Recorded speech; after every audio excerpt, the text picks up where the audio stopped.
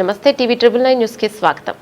భారతదేశంలోనే పేరెన్నిక గల ఆసుపత్రి హైదరాబాద్లోని బసవతారకం ఇండో అమెరికన్ క్యాన్సర్ ఆసుపత్రి అని నంద్యాల జిల్లా ప్రజలకు ఉచితంగా క్యాన్సర్ పరీక్షలకు అంగీకరించిన సినీ నటుడు హిందూపురం ఎమ్మెల్యే బాలకృష్ణకు మా జిల్లా ప్రజల తరపున ప్రత్యేక ధన్యవాదములు తెలుపుతున్నామని నంద్యాల పార్లమెంట్ సభ్యురాలు, Lok Sabha TDP deputy floor leader, Telugu Desam party జాతీయ సభ ప్రధాన కార్యదర్శి డాక్టర్ బైరెడ్డి శబరి అన్నారు. మా నంద్యాల జిల్లా ప్రజల తరపున హీరో బాలకృష్ణకు ప్రత్యేక ధన్యవాదములు తెలుపుతున్నామని ఎంపీ డాక్టర్ బైరెడ్డి శబరి అన్నారు.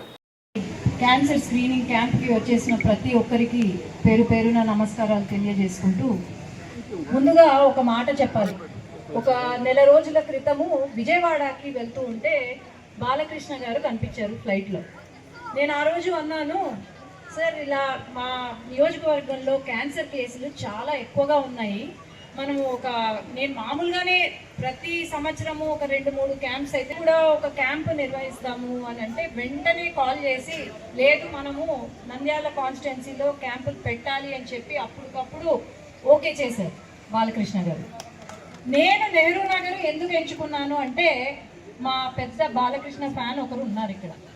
ఎప్పుడో నుండి ఇంకా బాలకృష్ణ అని పేరు వస్తే ఆయన నాన్న చెప్పేవాళ్ళు. నాకు తెలిసి ఆయన పెళ్లి కూడా అంత ఘనంగా చేసుకుని ఉండడేమో.